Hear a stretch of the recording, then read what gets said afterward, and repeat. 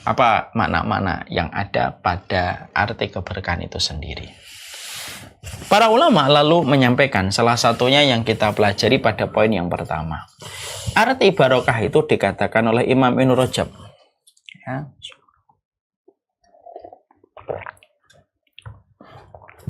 Imam Ibnu Rajab itu mendefinisikan arti barokah dengan sebuah definisi yang singkat tetapi dalam sekali maknanya. Nah, mungkin kita bisa menghafalnya karena tidak terlalu panjang definisi yang disampaikan oleh beliau. Beliau mengatakan, al-barokatu,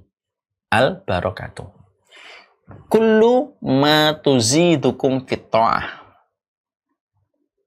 Saya ulang kembali. Yang pertama, definisi barokah yang disampaikan oleh Imam Ibnu Rajab itu sederhana. Al-barokatu kullu ma tuzidukum fit ta'ah.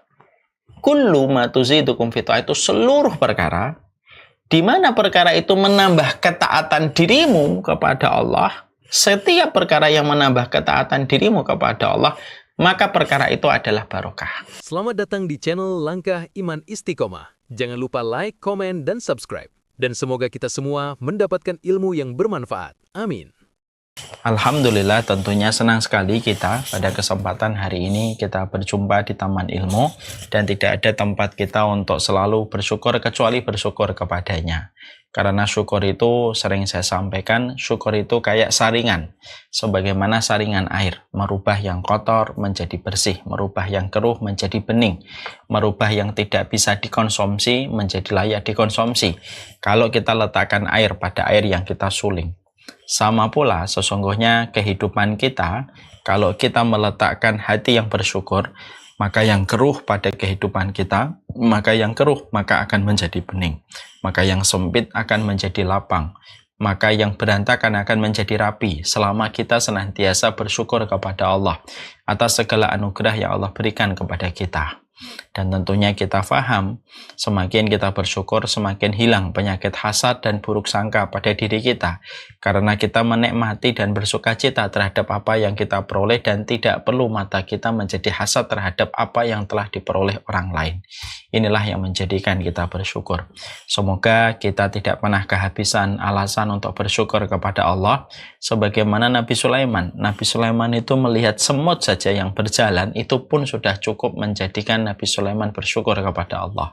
Rabbi auzi'ni an ashkura ni'mataka allati an'amta alayya wa an a'mala salihan tardah wa aslih li fi dzurriyyati inni tubtu ilaika wa inni minal muslimin. Tentunya ketika Nabi Sulaiman mengucapkan doa ini menunjukkan rasa syukurnya kepada Allah hanya karena melihat semut yang menyelamatkan diri supaya tidak terinjek oleh pasukannya Nabi Sulaiman.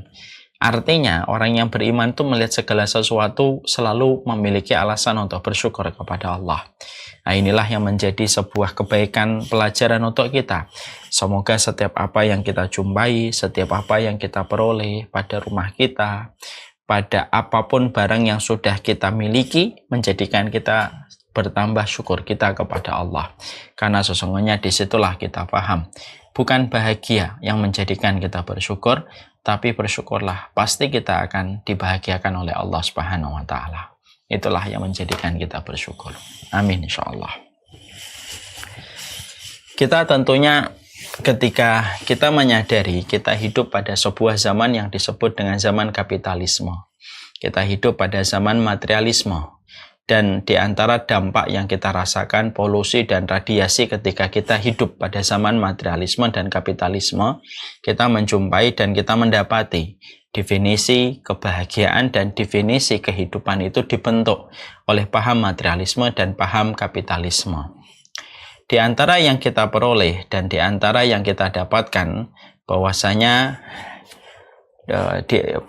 paham materialisme itu menetapkan standar bahwasanya kebaikan hidup kita ketika kita memiliki kelapangan finansial. Ketika kita sudah bebas finansial kita, mendapatkan apa yang kita mau, angka digit yang kita miliki begitu banyak, maka paham kapitalisme, paham materialisme menetapkan itulah yang dinamakan dengan standar kualitas kehidupan. Berdasarkan angka digit yang kamu peroleh, berdasarkan profit besar yang kamu dapatkan, dan berdasarkan fasilitas kehidupan yang kamu mampu kuasai dan mampu kamu miliki. Dan itulah yang ditetapkan di dalam standar kapitalisme dan materialisme. Tentunya kita harus paham, orang yang beriman berdiri di atas standar keimanan. Standar keimanan itu tidak sama dengan standar materialisme dan kapitalisme. Kita tidak ingin terseret kepada paham yang dibangun oleh materialisme dan kapitalisme. Karena tentunya standar yang dibuat oleh kapitalisme, materialisme ketika menetapkan standar kualitas pada kehidupan didasarkan kepada profit dan fasilitas duniawi yang mampu diperoleh seseorang, tentunya ini berbahaya karena ini merupakan pemikiran yang akan meminta banyak tumbal dan banyak korban supaya orang itu bisa mendapatkan profit yang besar, mendapatkan kehidupan duniawi yang berlimpah. Kalau ini sampai kita aminkan, maka akan rusak banyak kualitas kebaikan kehidupan manusia karena setiap orang akan melakukan apa saja supaya mendapatkan profit dan mendapatkan keuntungan yang besar untuk menunjang kualitas mereka di dalam kehidupan. Dan ini bukan pilihan kita seharusnya. Orang yang beriman tentunya dia berdiri di atas keimanan. Dan sesungguhnya keimanan itu memiliki sudut pandang, memiliki paham, dan memiliki standar yang berbeda dengan paham apapun, termasuk di dalamnya paham materialisme. Dan inilah yang menjadikan kita akhirnya tergerak untuk tahu bagaimana Islam itu menetapkan standar kualitas pada kehidupan kita, karena kita harus mengerti bagaimana standar kualitas pada kehidupan kita, supaya kita mampu meraba, mendiagnosa pada diri kita, apakah sudah mendapatkan kualitas itu, apakah anak kita akan kita arahkan mendapatkan kualitas itu, setelah kita mengetahui apa itu standar kualitas kita di dalam kehidupan, yang tentunya tidak akan bisa kita mendapatkan kualitas itu sampai kita mengetahui ilmunya. Apa standar yang dipasang oleh Allah dan Rasul-Nya di dalam masang standar kehidupan yang harusnya kita peroleh pada kehidupan ini.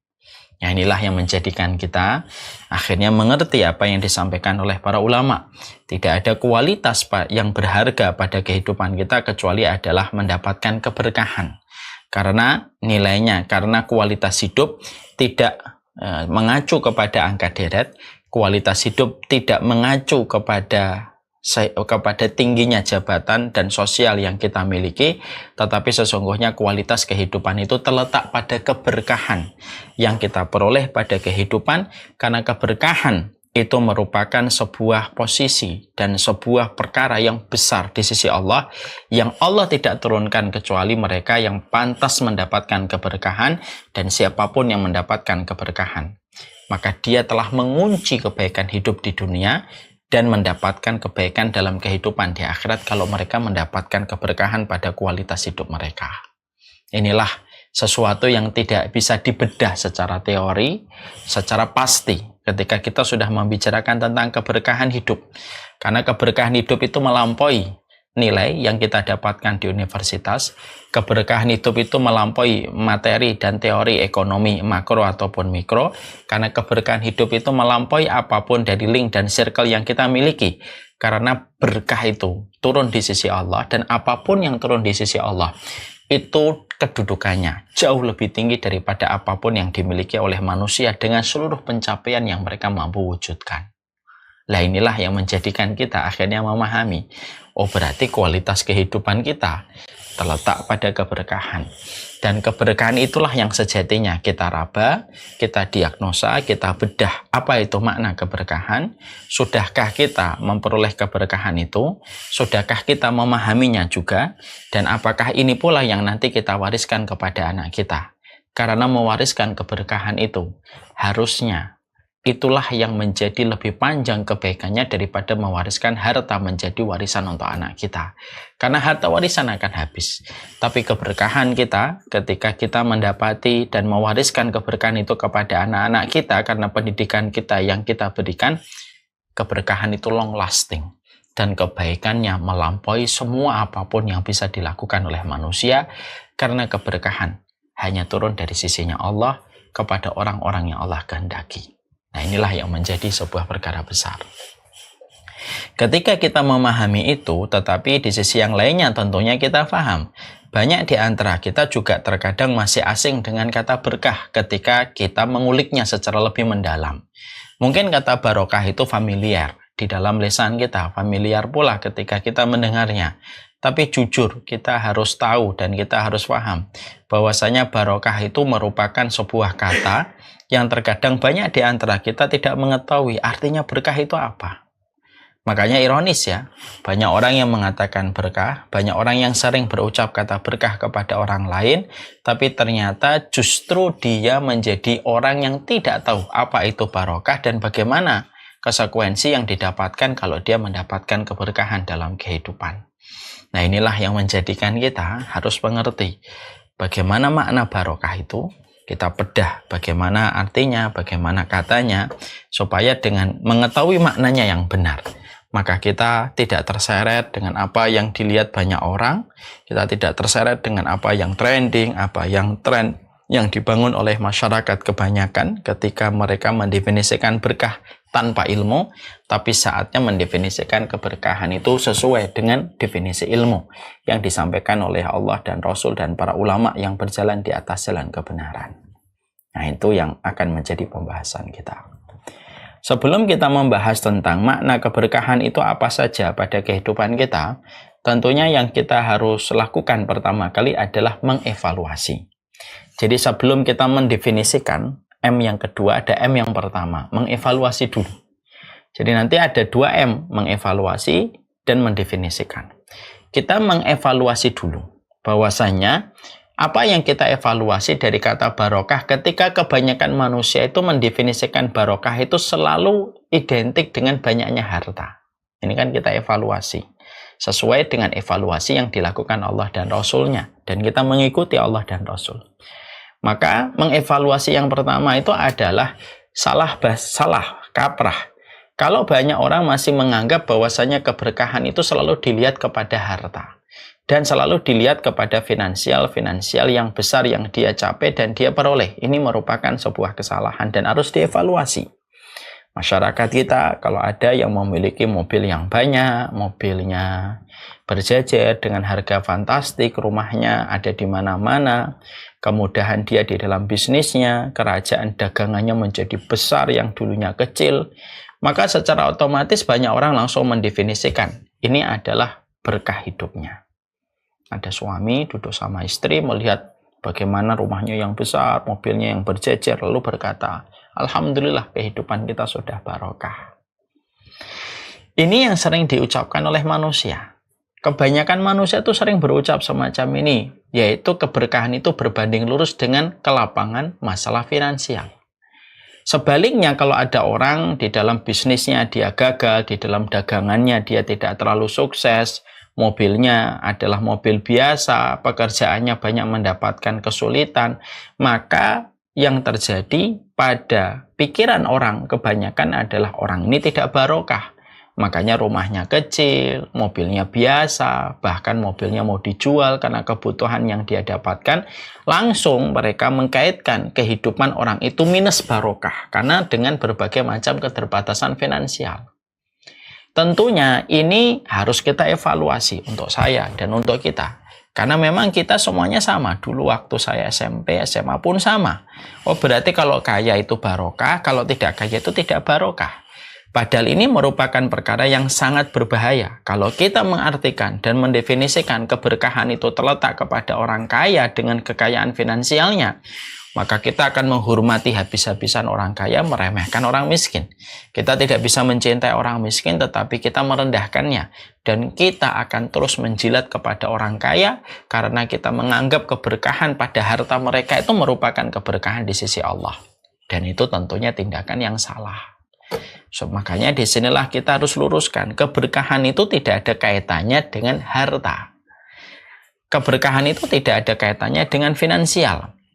Karena kita juga harus paham, kita harus mengerti bahwasanya kita menjumpai Allah itu kalau memberikan harta kepada manusia itu pada dasarnya ada dua. Ada yang Allah berikan kepadanya harta, beriringan dengan ilmu dan ketakwaan yang dia miliki, maka hartanya dijadikan tunggangan olehnya menuju kepada kebaikan ilmu dan amal yang dia kerjakan. Maka hartanya menjadi kendaraan bagi dia untuk merealisasikan setiap ilmu dan setiap kebenaran yang dia peroleh, Maka faktor pendukungnya itu, support sistemnya itu pada harta yang dia miliki. Kalau ada orang diberikan harta pada kondisi yang semacam ini, berarti Allah memberikan kepadanya harta menjadi ujian sekaligus penolong atas komitmen ilmunya dan komitmen dia beramal atas ilmu yang dia pelajari.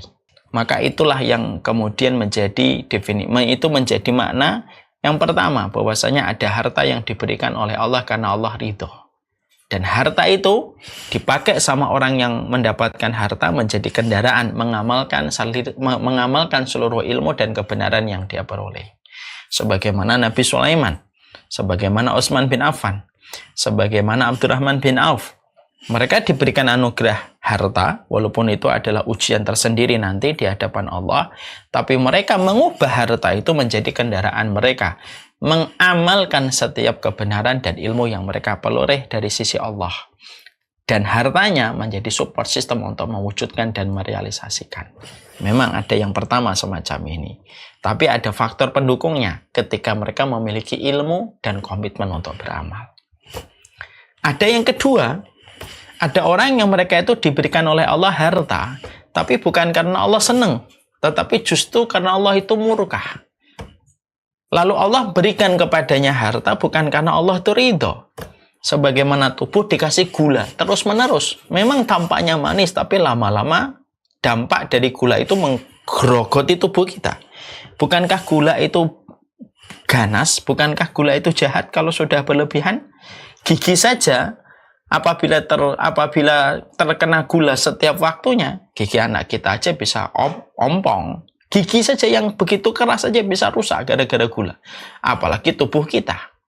Ada yang kedua, orang yang diberikan oleh Allah harta, tetapi Allah memberikan kepadanya harta bukan karena Allah ridho. Tapi Allah memberikan kepadanya harta sebagaimana tubuh mendapatkan siraman gula yang terlalu banyak. Yang justru dengan semakin banyaknya harta yang Allah berikan kepadanya bukan karena Allah ridho, tapi karena Allah melihat dia banyak melakukan tindakan melampaui batas, banyak melakukan kemaksiatan, banyak melakukan dosa. Maka Allah berikan hukuman kepadanya, dan hukuman itu dua. Ada hukuman yang pahit, ada hukuman yang terasa manis. Hukuman pahit itu biasanya mendapatkan sakit, mendapatkan goncangan alam, mendapatkan musibah-musibah pada hidupnya. Itu hukuman pahit. Tapi ada hukuman yang kedua, hukuman yang manis, kayak gula. Yang terlalu banyak menyirami kehidupan tubuh akhirnya merusak kehidupan kita. Darahnya terlalu manis, akhirnya lambungnya, jantungnya, semuanya terkena dampak ketika gula terlalu manis. Masuk ke dalam peralihan darah. Maka ada yang kedua, orang yang mereka itu mendapatkan harta bukan karena Allah itu ridho, bukan karena Allah itu senang, tetapi justru karena Allah itu membencinya. Allah memberikan kepadanya dunia, dan dengan dunia itu dia diberikan hukuman semakin jauh, semakin amnesia dia kepada Allah. Dengan harta berlimpah yang dia peroleh dan dia dapatkan, dengan harta itu dia tertimbun. Dengan harta itu sebagaimana semut di dalam lumbung padi, dia tertimbun sampai mati, dan dia mati pada kondisi sedang amnesia terhadap Allah karena banyaknya gula-gula kehidupan yang hadir pada hidupnya. Dan inilah yang menakutkan. Inilah yang sering dikenal oleh kebanyakan masyarakat dengan kata istidraj. Makanya Allah menyampaikan kepada kita pada surat Al-An'am 44. Ayat ini layak menjadi sebuah perenungan sekaligus pula menjadi petunjuk serta evaluasi untuk kita. Allah menyampaikan pada surat Al-An'am 44. Falamma nasu ma dzukiru bihi fatahna alaihim abwaaba kulli syai'in hatta idza farihu bima utu akhadnahum baghtatan fa idahum mublisun. Allah menyampaikan, falamma nasu ma dzukiru bihi. Allah itu berfirman, kalau kami dapati manusia, sekerumun manusia, nasu, mereka melupakan ya apa yang Allah berikan peringatan untuk mereka. Jadi kalau ada manusia, baik itu dalam tingkatan pribadi, tingkatan keluarga, tingkatan masyarakat atau negara. Jadi disebutkan kata nasu pada ayat ini surat Al-An'am 44 ini menggambarkan seluruhnya, baik tingkatan pribadi, keluarga, masyarakat ataupun negara. Kalau semua komponen ini dari tingkat yang terkecil sampai tingkat yang terbesar. Mereka nasuh itu melupakan ayat Allah. Dikasih peringatan, dikasih petunjuk, dikasih hukum, dikasih syariat, ternyata dilupakan semuanya. Mereka melampaui batas dan tetap melakukan pelanggaran terhadap petunjuk-petunjuk yang Allah berikan pada kehidupan mereka. Maka lihatlah ayat ini. Allah tidak mengatakan kami adab mereka, kami cabut nyawanya, kami kasih mereka sakit, kami kasih mereka ketimpangan ekonomi, kasih mereka kemelaratan. Enggak, Allah nggak mengatakan itu pada ayat ini. Allah menyampaikan falamma nasu ma dzukiru bihi. Kalau kami dapati manusia sudah lupa terhadap peringatan yang kami berikan kepada mereka, fatahna. Kami bukakan kepada mereka. Abwaaba kulli syai'in. Kami bukakan semua kesenangan duniawi untuk mereka. Kayak gula-gula yang dibuka secara bebas. Kami bukakan seluruh kenikmatan duniawi untuk mereka yang sebelumnya tidak pernah mereka capai dan tidak mereka dapati. Jadi mereka akhirnya mendapati itu. Yang asalnya mereka dulunya susah, yang dulunya mereka pas-pasan, diberikan miliaran itu duitnya kepadanya. Mungkin sampai ditimbun-timbun itu saking begitu banyaknya harta yang dia miliki. Padahal dia melupakan perintah Allah. Falamma nasu ma dzukiru bihi fatahna alaihim abwaaba kulli syai'in. Kami bukakan seluruh kesenangan duniawi dari segala macam empat arah mata angin untuk dia. Maka ketika dia mendapati harta itu datang tertunduk kepadanya dari empat arah mata angin yang begitu mudah dia memperoleh dan mendapatkan, maka saat itu fatahna alaihim abwaaba kulli syai'in hatta idza farihu bihi. Mereka tenggelam dengan semua kesenangan duniawi itu. Maka fa'akhadnahum baghtatan faidahum mublisun. Kami cabut nyawa mereka secara tiba-tiba, mereka terhenyak, mereka balik kepada Allah dalam kondisi mati. Pada saat jauh dengan Allah, dengan harta yang Allah berikan kepadanya, dan mereka terhenyak ketika mereka mempertanggungjawabkan kehidupannya di hadapan Allah. Ini yang kita harus pahami. Makanya Allah sudah mengingatkan cara berpikirnya kebaikan hidup menurut gaya kehidupan materialisme. Fa'amal insanu idza mabtalahu rabbuhu fa'akramahu wa na'amahu fayaqulu rabbi akraman. Ada manusia itu kalau mereka diberikan oleh Allah kenikmatan hidup, fasilitas kehidupan, harta yang banyak, mereka berkata rabbi akraman. Allah itu memuliakan saya. Surat Fajar 15. Tapi kalau manusia itu mendapati berbagai macam kesulitan yang mereka dapati, Rabbi ahanan. Mereka merasa bahwasanya Allah sedang menguji saya dan membenci saya. Kala, Allah menyampaikan enggak kayak gitu. Enggak kayak gitu. Keridhaan Allah dan kebencian Allah tidak didasarkan kepada harta. Allah itu yu'ti dunya ilaman yuhib walaman la yuhib. Allah itu ngasih dunia kepada orang yang Allah kehendaki dalam kebaikan, dan orang yang tidak kehendaki oleh Allah pun diberikan oleh Allah dunia. Sesuai dengan takaran yang dibuat oleh Allah. Dan ternyata ada orang yang mereka itu mendapatkan dunia. Bukan karena Allah ridho, tetapi justru karena Allah mendapati dia sudah melampaui batas. Maka Allah buka kepadanya keran dunia. Sebagaimana semut berada di lumbung padi yang begitu banyak apa yang diharapkan.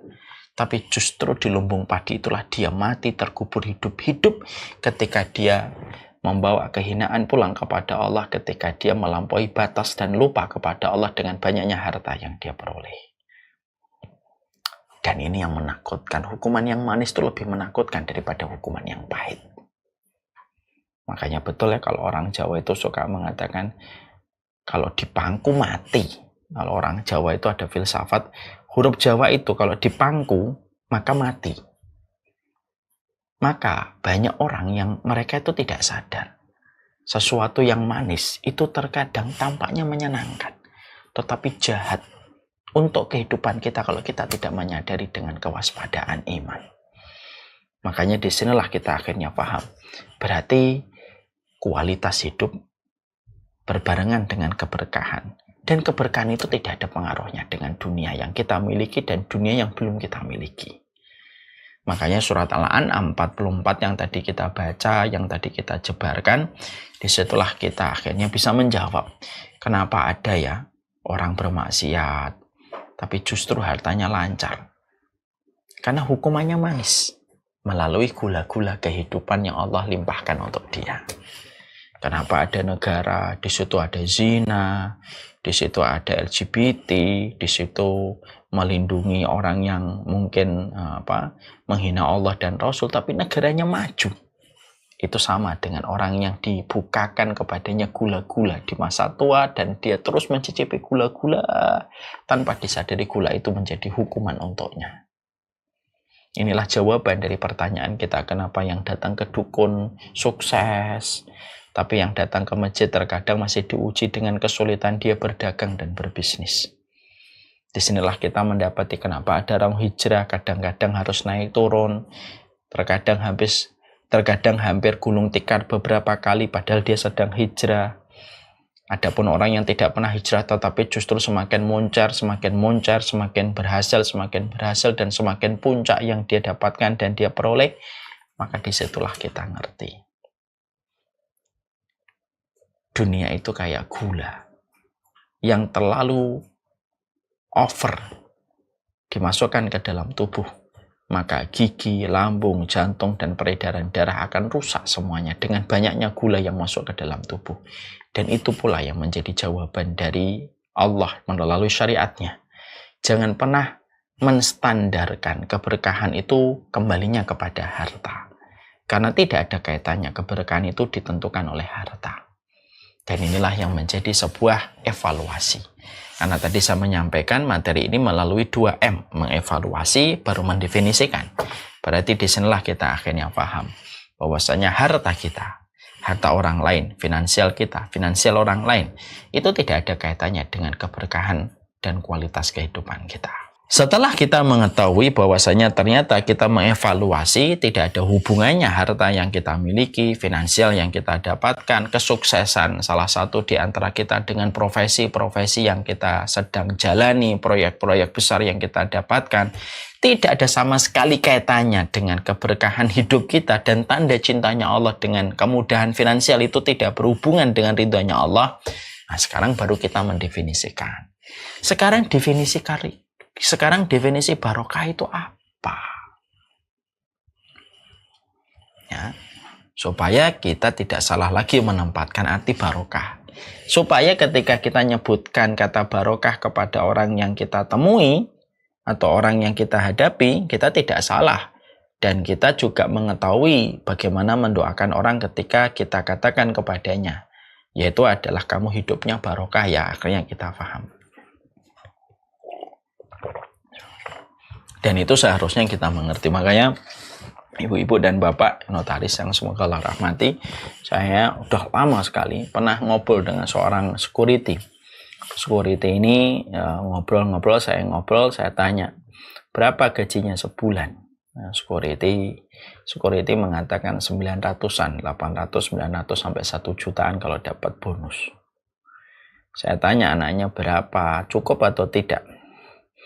Ketika hidup di Bekasi dengan gaji sebesar itu, maka pada saat itu beliau mengatakan kepada saya, ya tidak apa-apa lah Ustadz, yang penting barokah. Nah itu kata-kata beliau. Nah tentunya ini kan menjadi sebuah kata yang sering kita sebut, makanya akhirnya menjadikan kita akhirnya kalau sudah mengevaluasi, kita sekarang tahapannya mendefinisikan. Sekarang definisi barokah itu apa sebenarnya? Dan ini yang kita harus bedah menurut kacamata ilmu yang benar. Para ulama lalu menerangkan kepada kita, definisi barokah itu memiliki makna yang beragam dan variatif sesuai dengan para ulama ketika mendefinisikan arti barokah itu. Terutama kalau kita kembalikan kepada ayat yang tadi dibaca oleh Ibu ya, di Muqaddimah ya, surat An-Nahl 97. Di mana di situ disebutkan hayatan thayyibah, man amila shalihan min dzakarin aw unsa falanuhyiyannahu hayatan thayyibah walanaziyannahum ajruhum bi ahsani ma kanu ya'malun.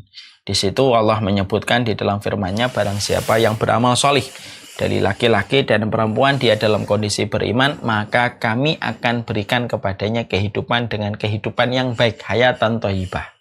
Di sini para ulama membedah arti hayatan thayyibah, arti kehidupan yang baik yang merujuk kepada muara keberkahan itu apa sih sebenarnya? Maka inilah yang menjadikan para ulama memiliki definisi yang bermacam-macam ketika mendefinisikan hayatan thayyibah yang bermuara kepada keberkahan. Nah, sekarang kita bedah apa makna-makna yang ada pada arti keberkahan itu sendiri. Para ulama lalu menyampaikan salah satunya yang kita pelajari pada poin yang pertama. Arti barokah itu dikatakan oleh Imam Ibnu Rajab. Ya.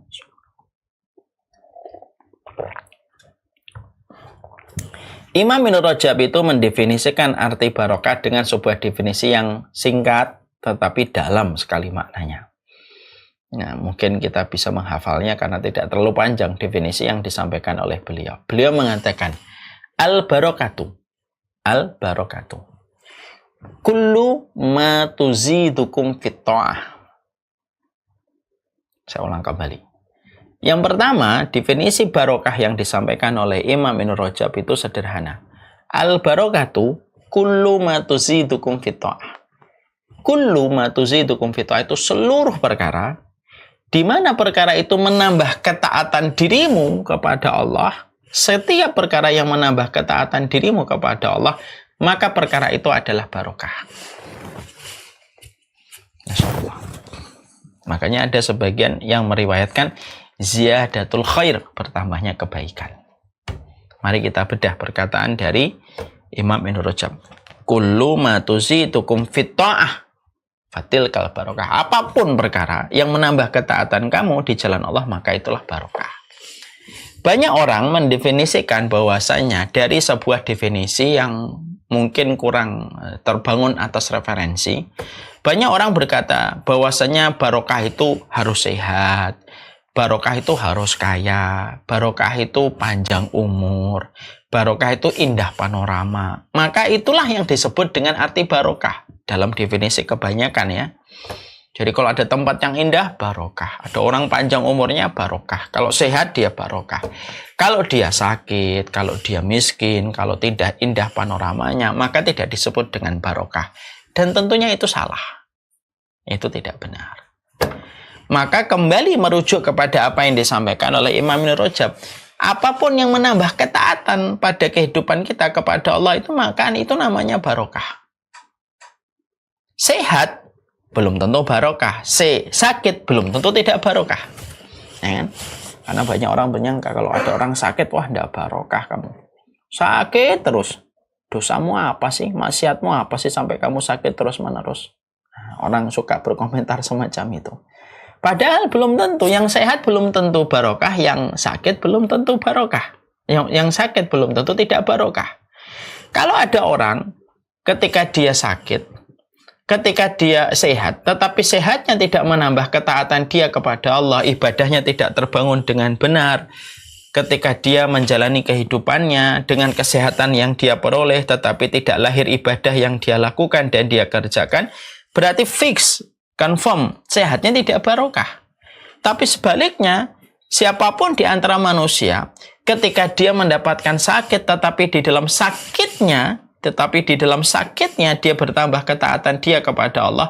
Siapapun yang di dalam sakitnya dia bertambah dekat kepada Allah Subhanahu wa taala dengan sakit yang dia peroleh, berarti bisa jadi yang sakit itu barokah ketika sakitnya mengarahkan kompas kehidupannya kembali kepada Allah di dalam ketaatan. Itu namanya sakit yang barokah.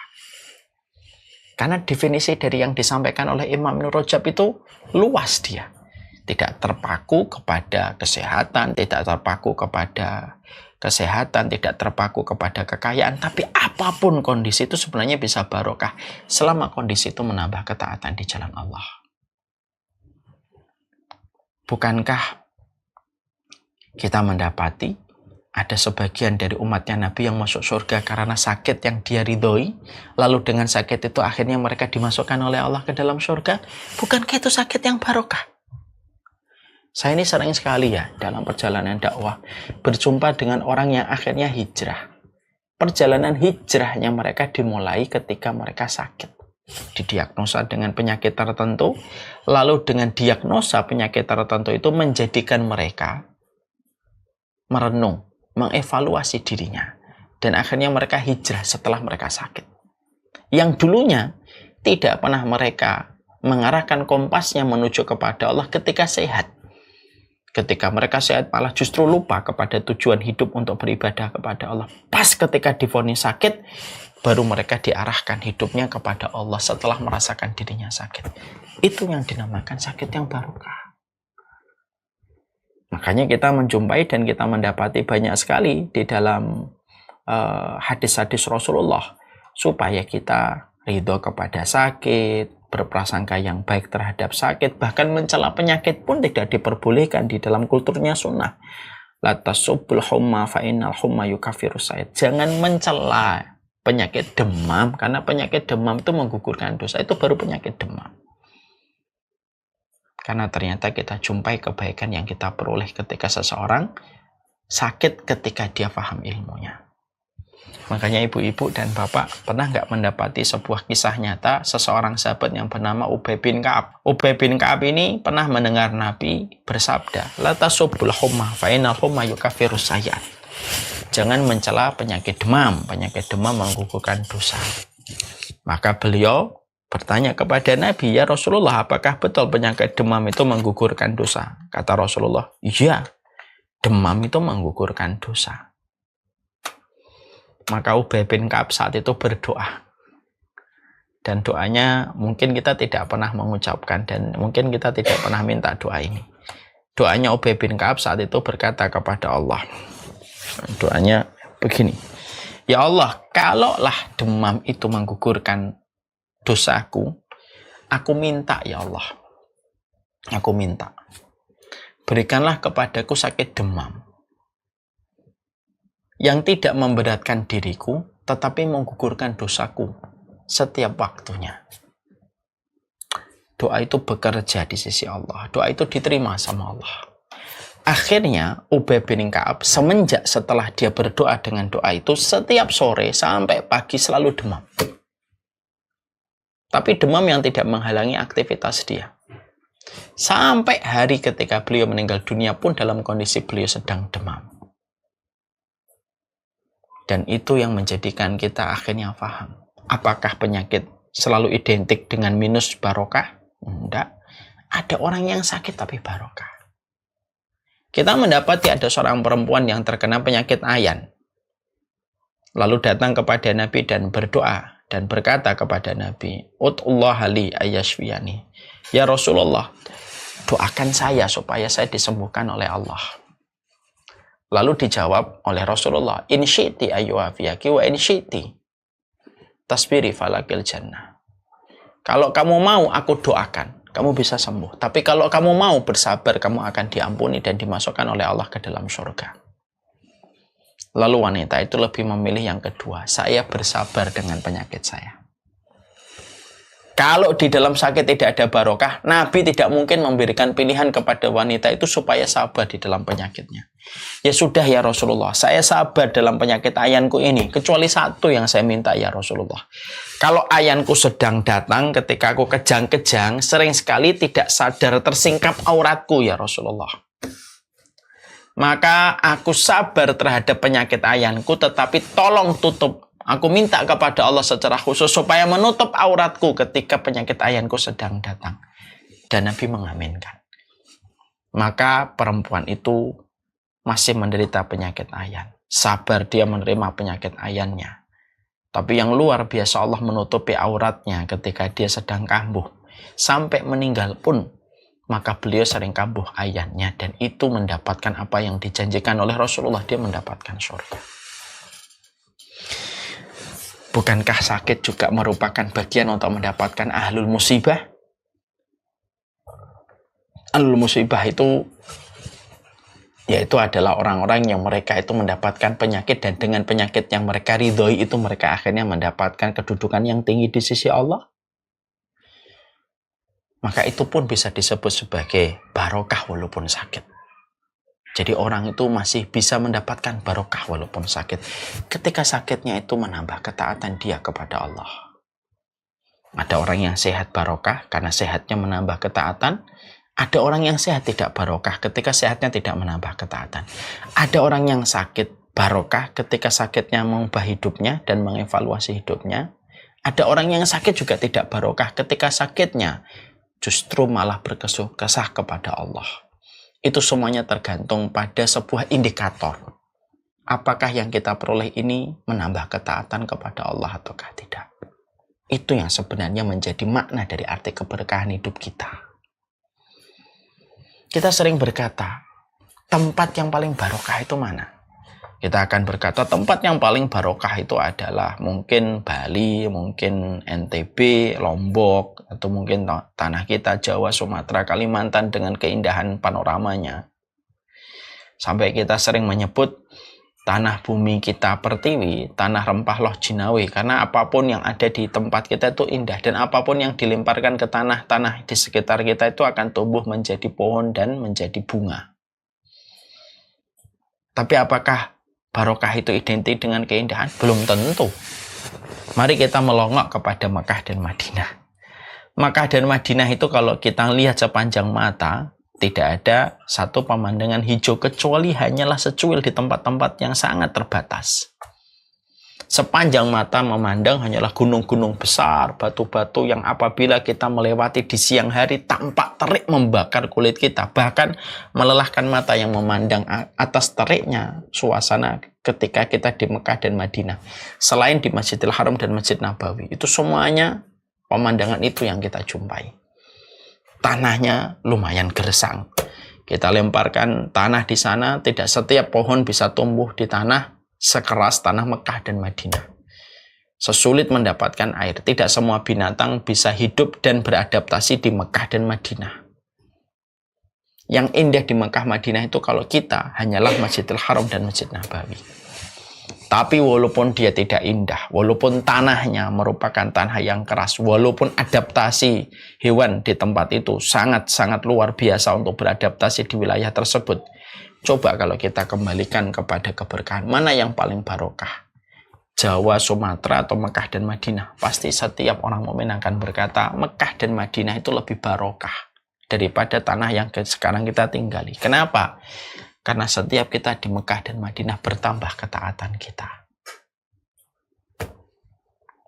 Coba kalau kita sedang umroh, sedang haji, kita ketinggalan iqomat saja merasa menyesal.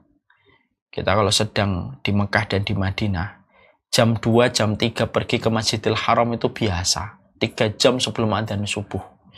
Yang terkadang tidak pernah kita lakukan di komplek perumahan kita ketika di Indonesia.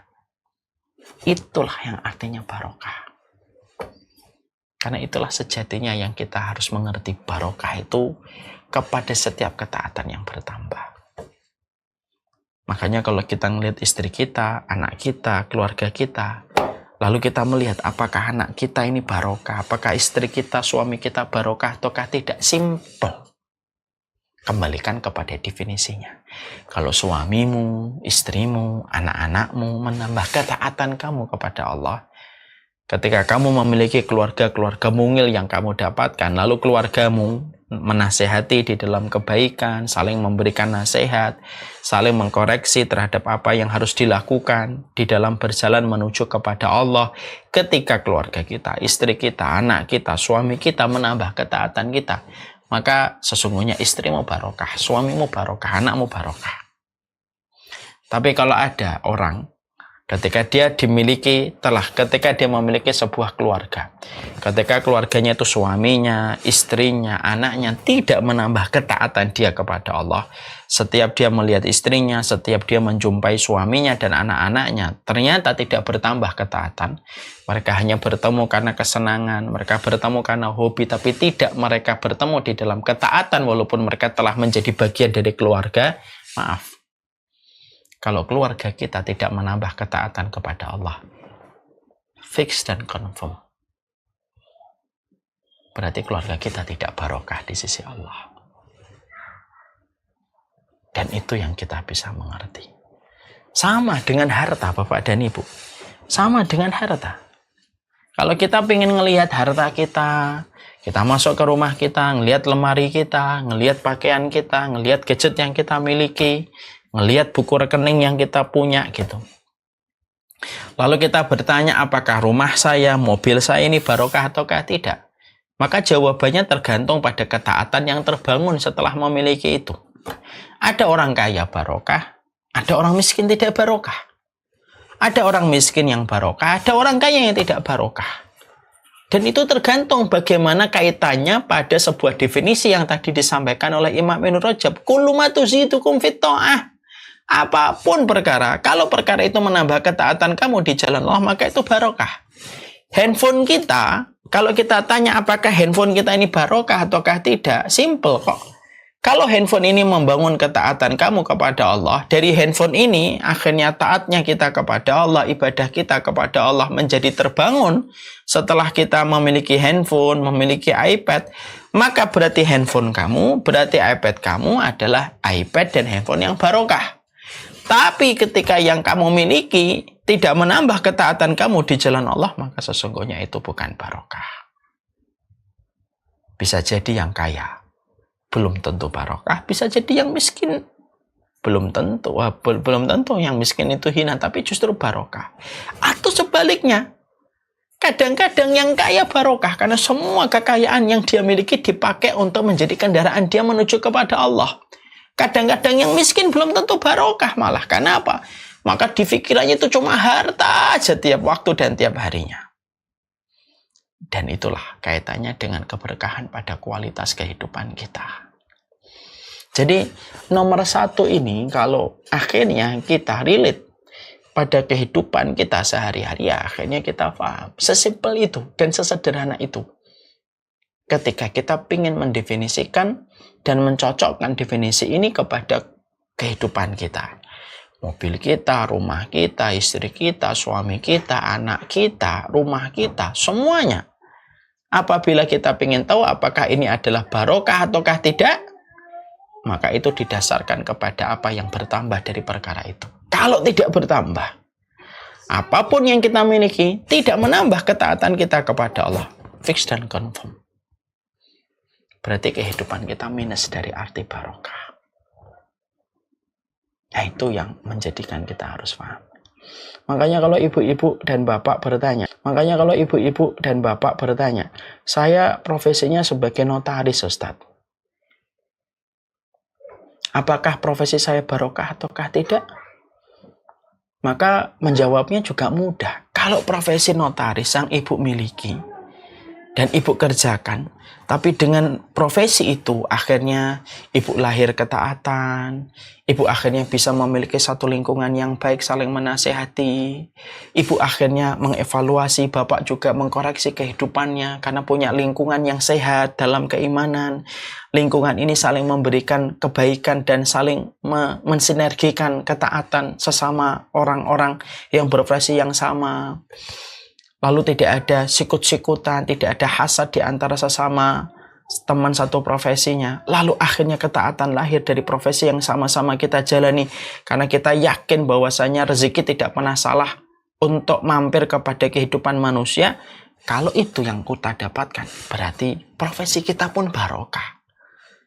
Ketika profesi itu menjadi support system di dalam ketaatan kita kepada Allah. Ya. Tapi kalau ada profesi yang dimiliki oleh seseorang, tapi ternyata di dalamnya tidak menjadi support system dia di dalam ketaatan dan tidak menjadi support system dia di dalam ibadah dia kepada Allah, berarti profesinya tidak barokah. Atau bisa jadi dia sedang dijauhkan dari arti barokah. Nah, inilah yang menjadi sebuah perhatian besar oleh kita.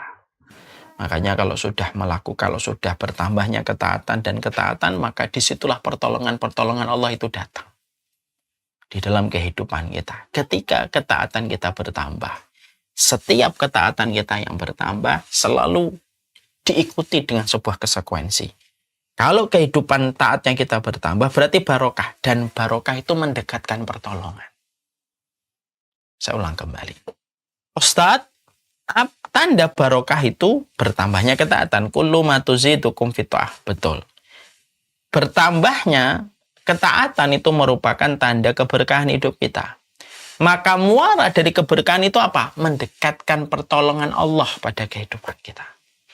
Kalau itu yang sudah terjadi, kalau tiba-tiba pada jalan kehidupan kita di masa esok, di masa lusa, tiba-tiba kita dihadapkan kepada satu masalah yang kita jumpai dan kita hadapi, maka pada setiap masalah dan ujian yang kita hadapi, kalau memang kehidupan kita track recordnya sudah barokah ketika bertambahnya ketaatan, pertolongan Allah akan lebih besar daripada setiap ujian yang Allah berikan kepada orang yang sudah mendapatkan legitimasi keberkahan oleh Allah. Dan itu yang sering tidak bisa ditubak oleh orang yang tidak mendapatkan barokah. Ya. Tentunya kita harus paham ya, bukanlah ketika orang yang mendapatkan barokah itu sepi diuji. Nah, terkadang juga akan diuji dan diuji. Mereka mendapatkan ujian, orang yang barokah itu diuji oleh Allah pula. Tapi yang membedakan orang yang tidak barokah dengan orang yang barokah itu apa? Keberkahan yang dia dapatkan dari bertambahnya ketaatan yang dia dapatkan pada kehidupan, disitulah akan mendekatkan pertolongan-pertolongan yang Allah berikan kepadanya. Yang Allah tidak berikan pertolongan itu kecuali orang yang mendapatkan keberkahan pada apa yang dia miliki. Dan itulah janji Allah. Janji Allah itu dekat kepada orang yang barokah pada kehidupan mereka. Pertolongan Allah juga dekat kepada mereka yang mendapatkan barokah pada kehidupan mereka. Arti keberkahan itulah yang nantinya menjadi sebuah jaminan mendapatkan pertolongan dari Allah.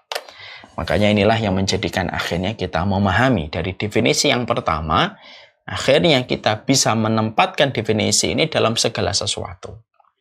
Kalau kita melihat sesuatu, pakailah definisi Imam Ibn Rajab. Kullu ma tuzidukum fit ta'ah fatilkal barokah. Apapun perkara yang menambah ketaatan kamu di jalan Allah, maka itulah barokah. Itulah barokah. Dan itulah yang maknanya sangat luar biasa di dalam kehidupan. Ya. Maka inilah yang pertama dari definisi arti barokah yang disampaikan oleh Imam Ibn Rajab. Yang kedua, para ulama lalu mendefinisikan bahwasanya arti barokah itu apa.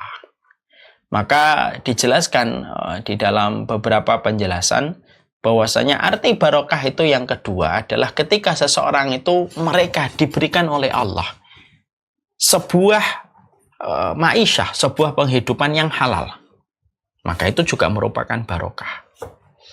Ketika seseorang itu mendapatkan ma'isyah itu penghidupan, ketika dia mencukupi keluarganya, ketika dia memberikan kepada dirinya, kepada keluarga yang dia cintai dengan harta-harta yang halal, dengan harta yang halal itu menopang bagaimana kehidupan dia, sampai akhirnya harta halal itu berputar kepada dirinya dan dipergunakan harta yang halal pada jalan yang diridhai oleh Allah Subhanahu wa taala, maka itu pun merupakan arti dari keberkahan itu sendiri.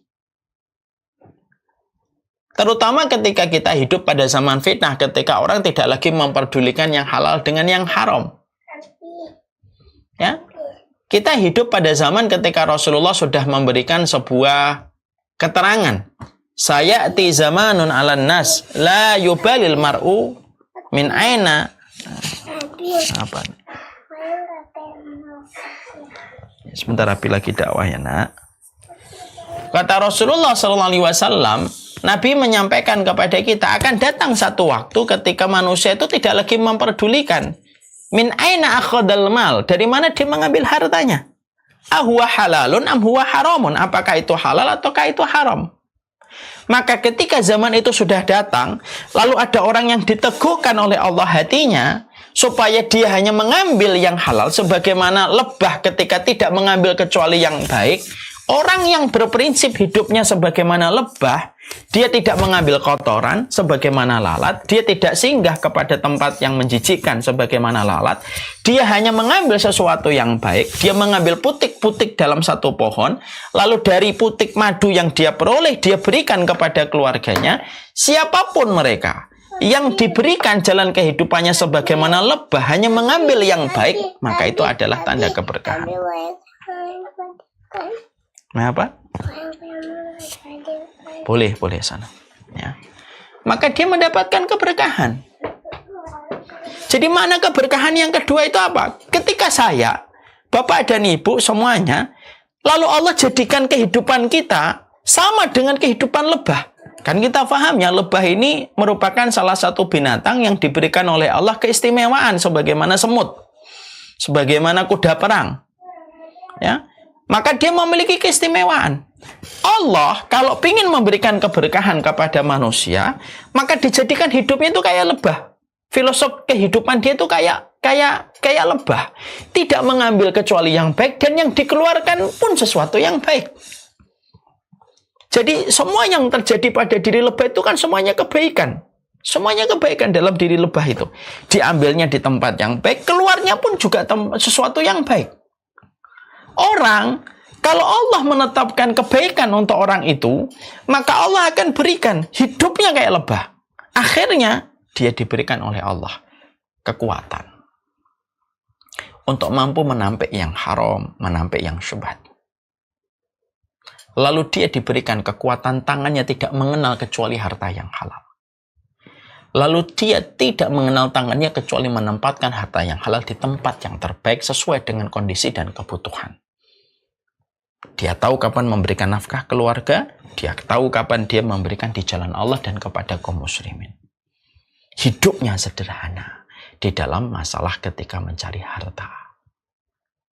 Sehingga kalau ada di antara kita yang mampu menjalankan bagaimana hidupnya, dia tidak memegang sesuatu kecuali itu yang baik, berarti Allah sedang menginginkan keberkahan Allah sedang menginginkan keberkahan mengalir pada kehidupan kita. Kalau seseorang itu sudah mendapatkan sebuah kehidupan yang halal, jauh dari yang haram dan jauh dari yang syubhat. Nah, tentunya kita harus mengerti ya, konsepnya harta itu sudah sering saya menyampaikan. Konsepnya harta itu cuma dua, Bapak dan Ibu notaris yang semoga Allah rahmati. Konsepnya harta itu cuma dua. Kalau halal dihisab, kalau haram adabnya pedih. Kalaupun halal, hisabnya panjang, kalaupun haram, adabnya pedih. Dan sesungguhnya, jalan ke surga itu dimulai dari sebuah perangkat ketika kita memasukkan yang halal ke dalam keluarga kita dan memasukkan sesuatu yang halal kepada keluarga kita. Menyuapi diri kita dengan yang halal, menyuapi keluarga kita dengan yang halal, maka itu merupakan modal besar untuk mendapatkan hati yang salim. Dan mendapatkan dari hati yang salim itu adalah rahmatnya Allah. Makanya kalau kita melihat ya, kalau kehidupan kita dulunya kita suka tidak peduli mau ngambil apapun, bahkan terkadang kita termakan dengan sebuah narasi yang mengatakan cari yang haram aja susah apalagi yang halal, lalu kita termakan mentah-mentah dengan perkataan itu, yang menjadikan kita tidak peduli apapun. Dan kita selalu berkata, selama saya tidak nyakitin orang ya saya anggap itu halal. Padahal yang haram itu kan bukan hanya definisinya menyakitin orang, tapi definisi haram kan sudah dijelaskan detail di dalam syariat. Tapi selama kemudian kita dulunya semacam itu, kok tiba-tiba setelah kita melewati berbagai macam guncangan hidup, melewati berbagai macam masalah, sampai kembali menyadarkan kita untuk memperbaiki apa yang kita ambil, supaya yang terjadi pada diri kita menjadi baik,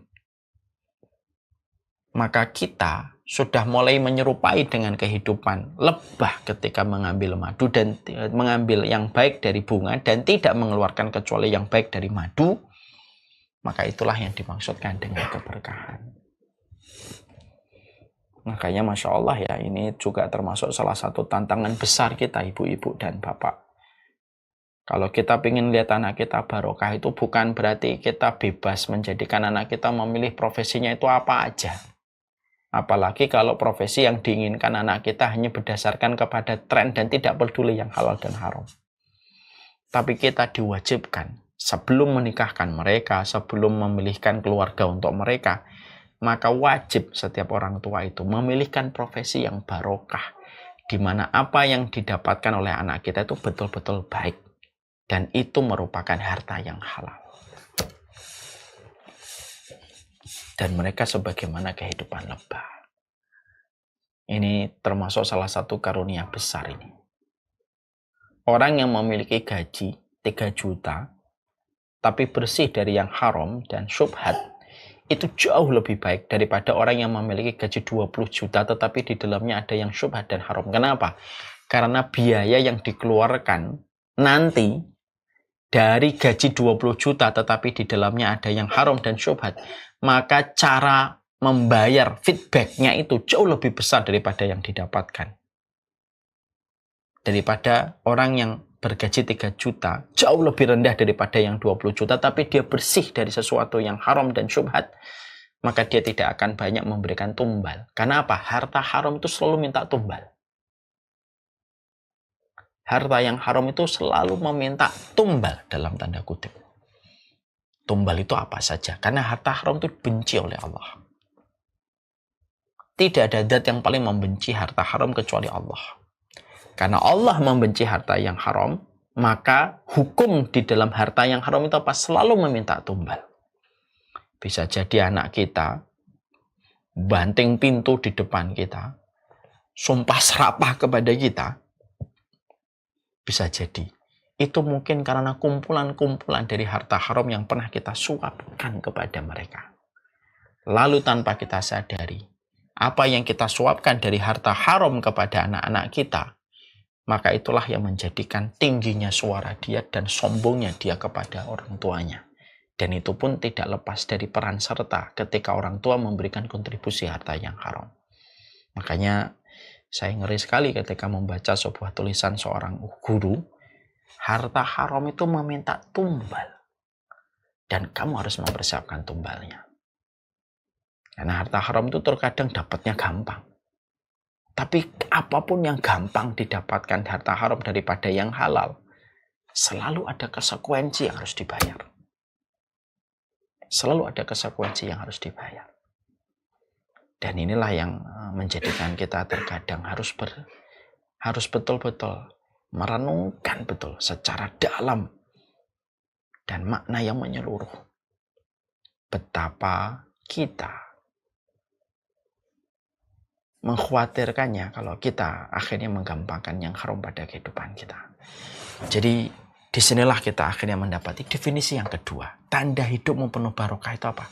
Ketika mobilmu, ketika gadgetmu, ketika rumahmu, mengalirnya mereka dari aliran-aliran harta yang halal.